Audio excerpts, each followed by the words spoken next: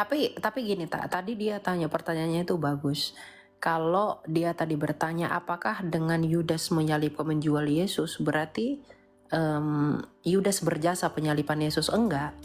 Yudas itu menyerahkan Yesus, bukan menyalibkan Yesus. Menyerahkan untuk dijual. Dan dia menjual itu karena kejahatannya sendiri. Dia jual atau tidak, dia jual atau dia tidak jual, tetap Sanhedrin akan menuntut dia kepada Roma.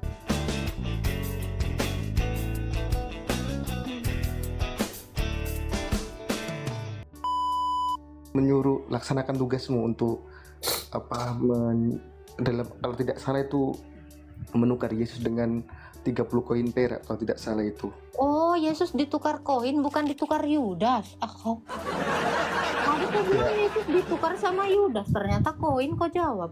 Cuman Iya, itu menurut Alkitab Kak Agatha itu tadi. ya kalau menurut Islam sendiri itu tadi kata Elia itu. Perak, bukan koin. Iya, itu maksudnya itu. Nah, berarti kan pada dasarnya itu Yudas berjasa itu untuk penyaliban dan penebusan dosa. Apakah benar seperti itu secara logikanya Kak Elia? Enggak. Itu dulu tadi Yudas yang menggantikan Yesus itu, coba bisa nggak kau buktikan itu? Jujur saya tidak bisa menjelaskan Kak, karena saya terkait pemahaman itu belum paham. Nah, terus kenapa kau bisa membawa asumsi seperti itu ke sini? Masa Karena kau itu, mau berdiskusi dengan asumsi yang nggak jelas? Diskusi apa yang dibangun dari asumsi yang tak berdasar? Lo anak hukum lo, gimana sih anak hukum? Ya karena itu kalau diajarkan ke kami itu hanya sebagai bentuk cerita saja. Oke, di mana di dalam Quran dikatakan Yesus diserupakan dengan Yudas? Boleh kami tahu Ayatnya. ayatnya? saya tidak hafal Kak kalau itu Kak. Saya nggak nanya hafal, coba googling dulu atau cari dulu datanya. Karena kalian pun masih kebingungan, yang disalib diserupakan itu ada yang bilang si Yohanan lah, si Yudas, si Barsabas. Jadi kalian belum konsili. Ada Simon dari Kirene, entah yang mana? Iya, yang mana? Yang mana? Diserupakan dengan siapa? Tegas dong. Tapi gini tadi dia tanya pertanyaannya itu bagus. Kalau dia tadi bertanya apakah dengan Yudas menyalibkan menjual Yesus berarti Yudas berjasa penyaliban Yesus? Enggak. Yudas itu menyerahkan Yesus, bukan menyalibkan Yesus. Menyerahkan untuk dijual. Dan dia menjual itu karena kejahatannya sendiri. Dia jual atau tidak, dia jual atau dia tidak jual, tetap Sanhedrin akan menuntut dia kepada Roma dan tetap menyalibkannya. Pertanyaan bukan itu, Elia. Kalau Yudas menjual Yesus, tujuannya apa? Supaya Yesus disalib kan? Tetapi kau bilang yang disalib Yudas. Ini kan bertentangan kan? Nah, kepikiran nggak Pak David sampai situ? Ini anak hukum harusnya paham lah ini. Kalau Yudas menjual Yesus, dijual kepada siapa? Nah, kalaupun dia dijual, untuk apa tujuannya dia dijual? Untuk disalib atau untuk apa? Ini justru kamu, narasimu ini membawa Yesus itu benar-benar ke penyaliban. Ya nggak? Coba Pak David. Ini anak hukum serius. Ya itu saya ingin memastikan itu Kak. Jadi di mana apakah benar itu, kan banyak asumsi kalau saya dengar itu bahwasanya Yudas itu ibaratnya antagonisnya di dalam Alkitab. Itu bukan asumsi. Elia bisa nunjukkan nanti itu di Flavius Josephus juga mengatakan Yesus itu yang mati, bukan Yudas. Ini bukan asumsi, ini fakta. Saya luruskan sendiri. Saya luruskan dulu. Luruskanlah sendiri, luruskanlah. Maaf, saya luruskan dulu. Yang saya maksud itu tadi, seperti tanggapan Kak Elia tadi, apakah benar-benar Yudas itu berjasa terkait dengan penyaliban itu sendiri? Enggak. Jadi gini. Apakah Yudas itu berjasa tentang penyaliban Yesus? Tidak. Karena Yudas itu menjual Yesus karena keinginan jahatnya. Bukan karena Yudas tahu, oh Yesus ini harus mati untuk mengampuni dosa, yuk ku jual aja dia berdisalib. Bukan begitu pemikiran Yudas. Keinginan jahat Yudas itu disetujui Tuhan Yesus. Iya, dia mengizinkan tapi bukan dia yang memaksa. Jadi jangan bilang Yudas itu berjasa. Nah, coba ini ya, jadi kita nggak pakai asumsi teologi ya. Coba bacakan dulu Faslab. Ini kesaksian ya Pak. Ini kesaksian Matius. Ada banyak kesaksian di sini. Matius 27 ya. ketika hari mulai siang, semua imam kepala dan tua-tua bangsa Yahudi berkumpul dan mengambil keputusan untuk membunuh Yesus. Nah, Ya, mereka memelungi dia lalu membawanya, menyerahkannya kepada Pilatus, wali negeri itu. Pada waktu Yudas yang menyerahkan dia melihat bahwa Yesus telah dijatuhi hukuman mati. Bentar. Pada waktu Yudas menyerahkan menyerahkan dia. Yesus loh, statementmu di dalam kitabmu yang disalibkan Yudas. Masa Yudas yang mau disalib dia yang menyerahkan? Menyerahkan siapa? Kan rancu. Melihat bahwa Yesus telah dijatuhi hukuman mati, menyesalah dia. Lalu ia mengembalikan yang 30 perak itu kepada imam-imam kepala dan tua-tua. Nah ini ya tempatnya ya. Dan berkata, aku telah berdosa karena menyerahkan darah orang yang tak bersalah. Tetapi jawab mereka, apa urusan kami dengan itu? Itu urusanmu sendiri. Nah ini ayat 5 terakhir nih. Maka ia pun atau Yudas melemparkan uang perak itu ke dalam bait suci lalu pergi dari situ dan menggantung diri. Udah mati duluan, Pak. Coba di bawah, Yesus baru penyaliban kan? Oke. Mau ayat berapa, Tak? Nah itu sampai ke bawah. Nah lalu Yesus dihadapkan kepada wali negeri. Apakah kira-kira ini satu negeri ini matanya jereng gitu, nggak bisa membedakan mana Yudas mana Yesus? Coba Pak, silakan Pak David. Oh, baru dia di situ. Ya makanya itu saya ingin memahami dan meluruskan pemikiran saya terkait dengan itu, Kak. Makanya saya ingin mencari pencerahan terkait itu. Apakah sebenarnya Yudas itulah yang menggerakkan Yudas itu? Apakah Allah sendiri ataupun kemauan Yudas? Allah itu tidak sendiri? menggerakkan orang untuk berbuat jahat, tetapi Allah mengizinkan orang itu berdasarkan apa free will-nya gitu. Jadi kalau orang berdosa, Allah itu memang mengizinkannya. Kenapa? Karena manusia itu memiliki kehendak. Jadi misalnya ya si Vaslap ini mencuri ya, itu bukan Allah yang menyuruh dia mencuri, itu karena keinginannya sendiri. Jadi konsep ditentukan berdosa itu nggak ada seperti di dalam konsep imanmu. Betul nggak Vaslap? Di mana tuh dalilnya? Ada. Gue tunjukin hadis ya. Silakan. Kan mereka percaya takdir. Iya, kalau kita enggak. Kami nggak ada. Aku lagi makan, maaf ya. Lanjut. Ya, Mau yang mana, Tak? Takdir 50.000 tahun, Adam 40 tahun, atau yang anak cucu Adam berzina telah ditentukan? Mau yang mana? ya yang udah ditentukan lah, mana aja itu. Tuh hadis mereka kok.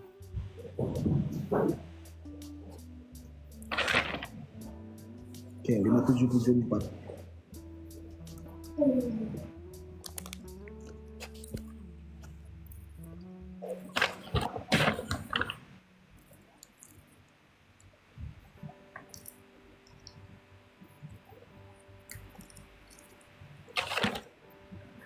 Bukhari, oke.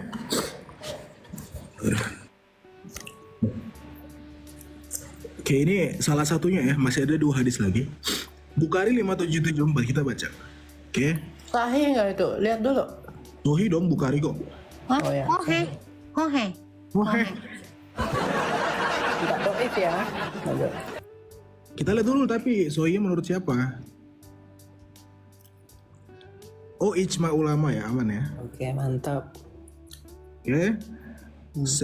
Oke, dari Abbas radhiyallahu anhu, saya tidak berpendapat dengan sesuatu yang menyerupai makna lamam atau dosa kecil ya. Di Islam berarti nggak ada.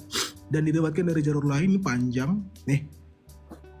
Nih, sesungguhnya Allah telah menetapkan pada setiap anak cucu Adam bagiannya dari perbuatan zina yang pasti terjadi dan tidak mungkin dihindari. Maka zinanya mata ada melihat, zinanya lisan adalah ucapan, dan panjang lagi.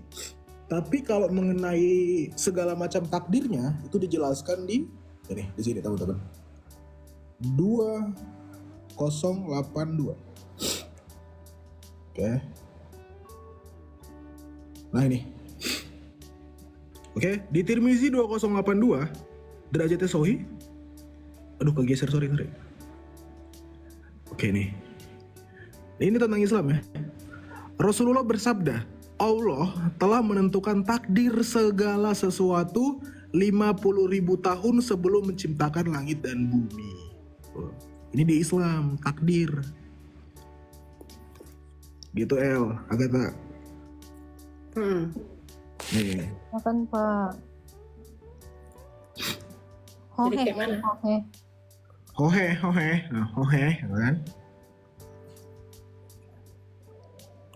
Jadi jelas ya bahwa Yudas itu menjual Yesus itu bukan karena Tuhan yang paksa Yudas untuk menjual Yesus. Tapi Tuhan tahu Yudas akan menjual Yesus, dan seperti kata Agatha, Tuhan mengizinkan Yudas mengikuti kemauannya sendiri. Tidak ditakdirkan. Kalau Tuhan menakdirkan itu, berarti dia adalah penjahat. Makanya Tuhan kami nggak penjahat seperti Tuhan yang lain yang mencipta setan dari api. Kalau dia mencipta setan, dia lebih setan. Udahlah, dia menciptakan setan dari api, dia jadi api. Nah, Hohe. sebenarnya itu apa udah benar Kak? Kalau saya kemudian tanya lagi ke Kak Elia itu, kalau memang seperti itu, apakah Yudas itu tindakannya juga dianggap sebagai rasul? Nggak ada, Yudas sudah didepak dari rasul, yang gantikan Matias. Kan Yudas mati gantung diri, perutnya keluar, maka digantikan oleh Matias. Baik Kak. Bukan digantikan nabi dari Arab ya, jangan ngarep. Oh ya, bahkan ini tambahan ya Elia ya. Hmm. Tentang Adam yang jatuh ke dalam dosa. Kalau di kita kan betul-betul karena pilihan Adam, betul ya Elia ya? Betul. Oke, sedangkan di Islam ya, itu ternyata bukan pilihan Adam tapi ditakdirkan oleh Allah. Ya. Kita lihat dari sini aja. Berapa tahunkah Allah menulis kitab Taurat sebelum aku diciptakan? Musa menjawab, 40 tahun. Adam bertanya lagi, apakah kamu dapatkan di dalam Taurat yang berbunyi, dan durhakalah Adam kepada Tuhannya serta sesatlah dia, KS atau H? Nih, Musa menjawab ya. Adam bertanya lagi nih, perhatikan. Mengapa kamu mencelaku? Karena suatu perbuatan yang telah ditetapkan Allah Azza wa Jalla 40 tahun sebelum Allah menciptakan aku. Akhirnya Adam mendapat jawaban kepada Musa. Adam pun melakukan dosa itu bukan karena pilihannya, tapi apa? Ditakdirkan oleh Allah 40 tahun sebelum diciptakan gitu. Beda, Bang.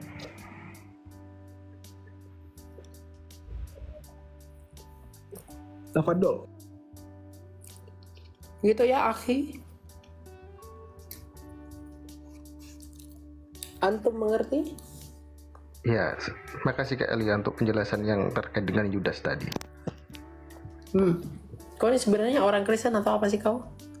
Kristen? Saya Islam Kak, saya Islam. Cuma saya dari SMA memang untuk beberapa mempelajari teologi, jadi ingin meluruskan nalar itu. Apakah benar secara keimanan maupun secara pemikiran Yudas itu dikendalikan langsung oleh Allah? Apakah memang dia adalah jalannya untuk terjadinya sebuah penyalipan, ataupun memang dia itu adalah orang jahat yang memang di luar dari kemauan Allah itu sendiri? Seperti itu.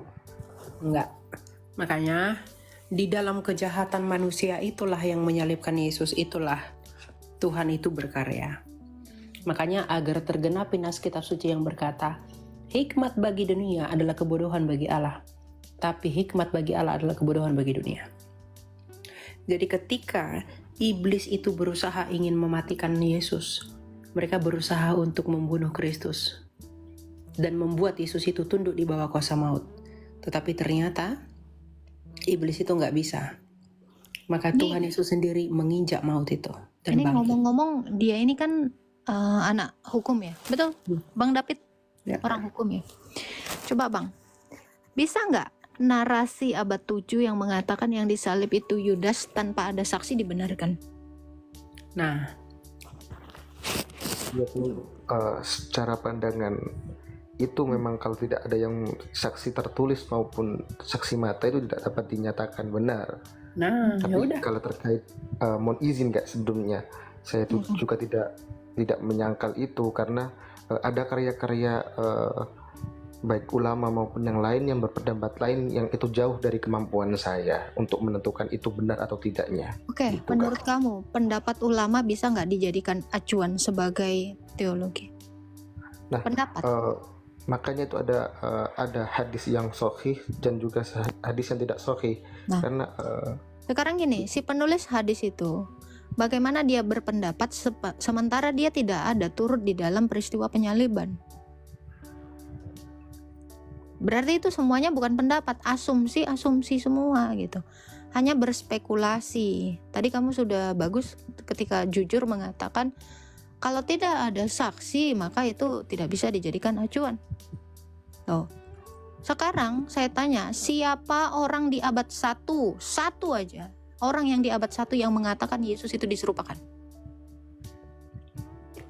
Terserah dari data Islam yang Mohon di maaf, abad Kak. 1. mohon maaf, tentu saya tidak sampai di situ. Saya tidak memahami Mereka itu. lemahnya di situ, tak. Mereka tuh nggak akan pernah bisa membuktikan Karena kebenaran mau izin sejarah nggak? dari pandangan teologi mereka.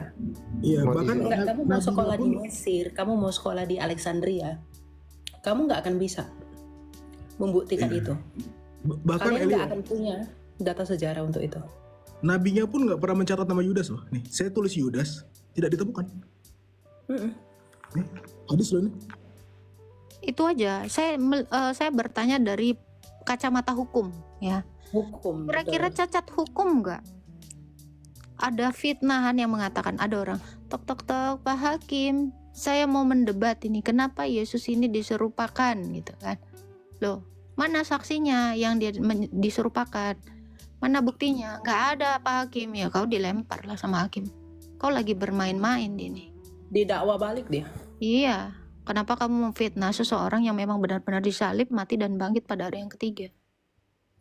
Nih, secara pandangan hukum, ya kacamata hukum ini cacat logika. Kalau kamu mengimani seperti itu ya, imanmu itu cacat terhadap hukum yang kamu sedang pelajari. Makanya Pak, jangan beriman kepada apa yang diawang-awang. Bahkan hukum Romawi itu bukan hukum botol ya, Elia. Ya, orang Romawi itu Bukan orang yang abal-abal itu. iya, mereka tidak mungkin mendakwa seseorang yang tidak jelas ini statusnya. Gitu.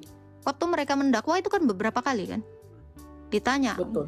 kamukah Yesus? Nah itu kan ditanya, itu syarat utama sebelum orang mendakwa. Syarat utama dia menyelidiki dulu siapa ini pelaku. Mana mungkin orang main hukum-hukum aja pelakunya nggak jelas. Bisa nggak kamu menuntut seseorang yang namanya identitasnya belum kamu validasi? Betul. Itu kalau secara hukum seperti itu. Kebetulan saya asistennya pengacara dulu. Mm-mm. Maaf, ya gitulah.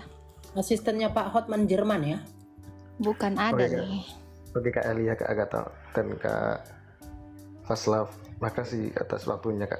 Terima kasih Sama-sama banyak. Bang, Anda orang baik. Semoga ini bisa mencerahkan Anda. Dan Amin. semoga Terima kasih. jawaban Dan kami datang ini kepada Yesus ya. jangan dulu Terima gitu kasih. ya. Renungkan aja dulu ini. Dari kacamata hukum ini benar atau tidak gitu. Siap, terima kasih Kak sebelumnya. Sama-sama Bang. Tuhan memberkati Bang. Ingat kata Paus Fransiskus ya. Terima kasih, terima kasih. Iya.